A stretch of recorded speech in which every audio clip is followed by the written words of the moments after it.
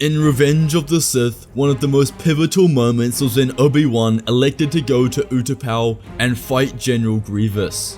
The consequence of this decision was that Anakin was left without his best friend and brother at a time when he needed him most. So in today's video, we are going to discuss a potential scenario that could have happened if Obi-Wan was on Coruscant during the time of Order 66. We begin today's story in the Jedi Council chambers when the Order has just been notified of Grievous's position on Utapau. In the original timeline, Ki-Adi-Mundi suggests Kenobi as a possible general to lead the operation, but in today's story, we are going to say that he offers Shakti as the replacement. She was on Coruscant at the time and an extremely powerful Jedi Master who could definitely lead this mission. The council agrees and Master T leaves at once. As the scene cuts to the Chancellor's office, we are greeted by Anakin and Palpatine. Palpatine had his plan, and he knew that the culmination of all of his hard work was nearing. His goal was to manipulate Anakin Skywalker, and this had been the case for almost a decade now. He presented himself as a father figure to Anakin, carefully merging his way into his life and gaining his trust. Throughout the years, Palpatine positioned himself into Anakin's inner circle, and he became the person whom Anakin could confide his emotions in, without the judgment of the Jedi Council. With Anakin coming into the Order when he was 9 years old, he already had strong attachments in his life, which could definitely become difficult to forget. Palpatine knew this and used it to his advantage, always showing Anakin that there was another way and that he didn't need the Jedi. Within Palpatine's office, Anakin was extremely distraught and in need of dire assistance. That night, prior to now, Anakin had dreams of his secret wife, Padme Amidala, dying in childbirth. He had spent all morning figuring out what to do, and he had no idea. If he told someone, he would be expelled from the Jedi Order. Sidious, being the Sith Lord, knew exactly what was troubling him, and used this opportunity to tug at his heartstrings once more, explaining the tale of Darth Plagueis the Wise and how he can save others from death. Anakin was once again conflicted. Around this time, the Jedi Council received the gruesome news that General Grievous had killed Shakti in their duel, and all remaining clones were being extracted from the system, as without a Jedi General, they didn't have a leader. The Council were extremely upset by this. Grievous had slaughtered countless Jedi since the Clone Wars began, and this was arguably their best opportunity at silencing him. The Jedi Council sends Anakin to tell Palpatine of the news, to see how he reacts. They didn't trust him. They never had and always had a strong inclination of darkness that surrounded the Chancellor. Their worst fears were realized when in Palpatine's office, Sheev revealed himself as the Dark Lord of the Sith. Anakin was taken aback and ignited his sapphire lightsaber. He didn't know what to do. The man he had protested for had just betrayed everything that Anakin stood for. Palpatine could sense the conflict within Anakin as he eagerly awaited his response. He wondered if he had done enough to turn the boy to the dark side. He had manipulated the situation so that he was the only solution that Anakin had, but yet some doubt lingered. He once again mentioned the power to save Padme and protect his unborn child. Anakin deignited his lightsaber and Palpatine thought he had done it, but Anakin explained that he couldn't believe this and needed time alone. Sensing the internal conflict, Sidious let him go and knew that the boy would be back. Anakin didn't know what to do. He goes back to the Jedi Temple where he finds his master, Obi-Wan Kenobi. Anakin knows he has to tell his master it's the right thing to do. Turning Palpatine over to the Jedi Council could bring an end to the war.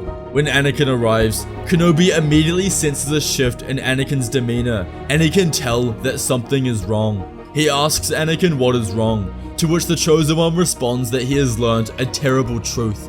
Palpatine is the Sith Lord. Obi-Wan is taken aback and couldn't believe it. He knew his masters on the council had a strong suspicion of Palpatine, but Kenobi never thought that the Chancellor would be Sidious. In perhaps Obi-Wan's most important moment of his life, he acts with calmness, stoicism, and most notably, wisdom. He noticed that Anakin seemed upset and not interested in revealing this information. Kenobi looked at his apprentice and reassures him, explaining that this was a good thing. Now they can go and arrest the Chancellor and put an end to the war. Anakin's voice broke and no words came out. Obi-Wan asked Anakin if he wanted the war to be over. He became increasingly concerned about his apprentice. Obi-Wan asked Anakin if this is all about Palpatine, or perhaps someone else. Anakin was confused and didn't know what he was referring to. Obi-Wan stands tall and stares directly into Anakin's eyes. He asks if it has anything to do why he's been so upset lately. Has it got anything to do with Padme Amidala? The second her name left his lips, Anakin's heart dropped and his head snapped upwards. He asked Obi-Wan how he knew about Padme, to which Obi-Wan responded that he had always known. Ever since he saw how Anakin acted around her when they were first on Coruscant together, he knew that he was in love. And for Anakin's sake, he didn't tell the council or anyone else because he believed in his best friend, in his brother, and he knew he would do what is right when the time came. Anakin was extremely confused and conflicted. Kenobi asks his apprentice to tell him everything. With reluctance, Anakin explains that he has been having premonitions of Padme dying in childbirth. Kenobi had already deduced that Anakin was the father, so he didn't try and act shocked. He was a wise and powerful master, and knew in this situation he had to take a step back and evaluate the situation as a whole, not getting judgmental and just listening to Anakin. Anakin explains that Palpatine has been helping him with these nightmares, saying that if he turns to the dark side, he can teach him how to save her. When Anakin mentions the name Darth Plagueis, Obi-Wan is immediately alarmed. Palpatine has been telling Anakin about a Sith Lord that even the Jedi don't have knowledge of. This was getting very dangerous. Anakin pours his emotions out, cursing the council for their ways and that if he joins Palpatine, he can save the one he loves. Obi-Wan tells Anakin that the Jedi aren't perfect. They make mistakes often, but they are doing what they think is right to protect the people of the Republic. Palpatine is not your friend. He is a Sith and a bad person. Obi-Wan reinforces the knowledge in Anakin that the Sith are manipulators and uses Palpatine as a prime example. Palpatine had been manipulating the entire Republic for over a decade now. He had pretended to help people, befriended Anakin, but only to use his power. He tells Anakin that Palpatine doesn't care about him and only cares about what he could give him. Sidious has given Anakin false hopes, and there is no proof that he can do what he has promised. What would Padme think about this, Anakin? Would she like what you were doing? Obi-Wan began to break through Anakin's shell. He knew that he was right, but Anakin was confused and scared. He just wanted to protect the ones he loved. Obi-Wan tells Anakin that they can go to the council together and explain all of this. The council will help him. It was in this moment, with Padme in his thoughts, that Anakin decided to stay in the light side of the Force. Having Obi-Wan on Coruscant was the difference for Anakin, and knowing the correct path to protect Padme the right way. However, as this happens, Palpatine senses a complete shift in the Force, and he knows that Anakin will not be turning to the dark side. Sidious had kept an eye on the Force presence around Anakin ever since he left his office. He was absolutely furious. 10 years of hard work and manipulation down the drain. But it didn't matter now. He still had one trump card left up his sleeve. Palpatine pulls out his comlink and executes Order 66, turning the clones against the Jedi. He sends General Grievous to lead the clones into the temple, beginning a massacre of the Jedi. As Anakin and Obi-Wan discuss what to do next, they hear blaster fire and lightsabers igniting. All of a sudden, a dozen clones enter the room and begin firing at the Jedi. They ignite their sapphire blades and block the incoming bolts before slicing the clones to the ground. When the last clone has been defeated, Anakin immediately tells Obi-Wan that they need to check on Padme. Without hesitation, they maneuver their way out of the war-torn temple, with bodies and debris falling all around them. Jumping into a speeder, they zoom straight to their apartment. Palpatine watched the flames and chaos from afar, smirking. For years he had dreamed of this moment. He thought of all the Jedi dying and collapsing across the galaxy. He savored this moment, as he knew he wouldn't feel like this again. As Anakin and Obi-Wan reached Padme's apartment, the couple hugged each other. She asked them if they were okay, motioning her hand towards the massive amounts of flames and smoke at the temple. They assure her that they are fine, but the Chancellor has implemented a plot to destroy the Jedi. If they don't hurry, the entire order will collapse. Padme asks Anakin if he needs to go back. She knows how dangerous it is in those halls, and she doesn't want to leave her children without a father. He kisses her forehead and promises her that he will be home soon, making her swear that she will stay inside the apartment until he returns. He needs to make sure that she is safe. Skywalker and Kenobi go back to the temple and enter what they can only describe as hell. Screams of anguish and desperation were etched into the walls. They didn't know where to look. All they saw were clones and dead Jedi. Before they could take in the sight which they were seeing, clone troopers began to fire at them, attempting to consume their life. Obi-Wan was a master of Form 3 fighting style, which specialized in the defense of blaster fire. There was no chance he would let a bolt through his defenses. Anakin was more aggressive. Instead of hanging back and blocking the bolts, he accelerated towards the clones, killing each one by one. He was disgusted by their betrayal and wanted to see them dead. The master and apprentice fought to protect each other and their comrades. As they fought throughout the temple, they would meet up with other Jedi along the way, forming a defense team. As they made their way into the room of 1,000 fountains, they found Sindralic defending a group of younglings. After they helped him, he followed them through the temple. However, things took a turn for the worse when they entered the Great Hall. They are fighting clones when Anakin senses a dark presence looming. He stops as his senses become absolutely engulfed in darkness. But Anakin notices this too late as a figure emerges from the darkness and slices Anakin's robotic arm off. Before Anakin is killed, Obi-Wan uses the Force to push him back.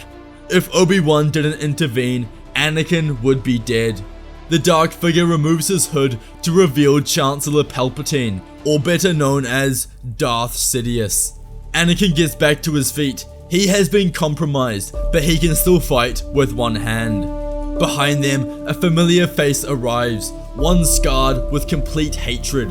It was Jedi Master Mace Windu, steeped in blood from head to toe.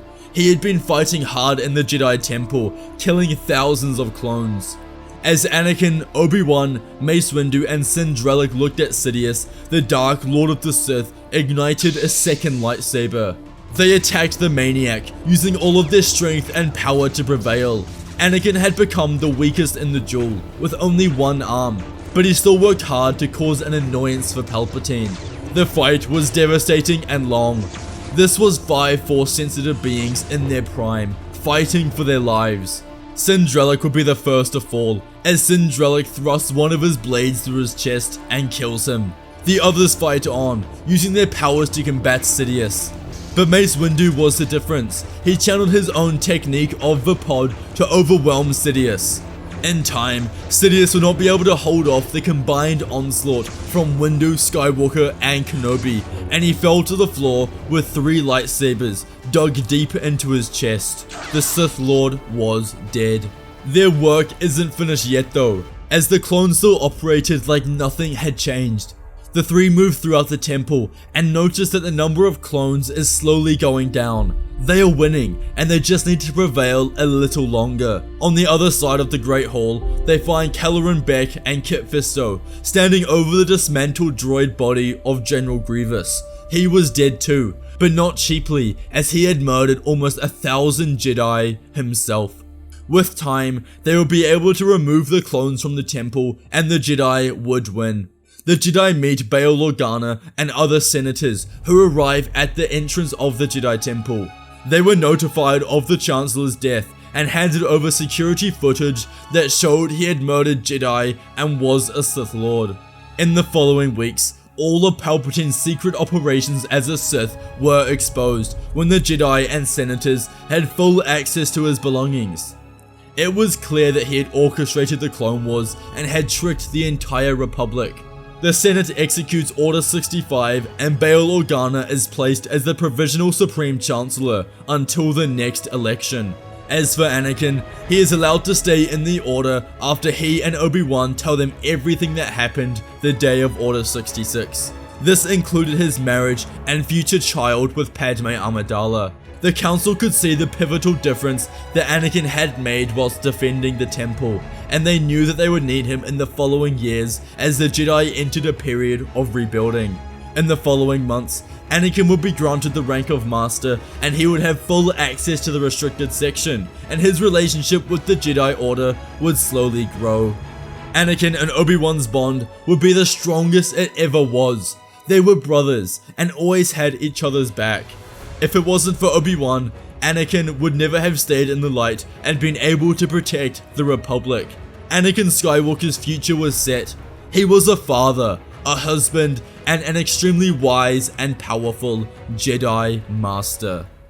If you enjoyed today's video, you must watch What If Anakin Spoke to Qui-Gon in Revenge of the Sith, and What If Anakin Stopped During Order 66.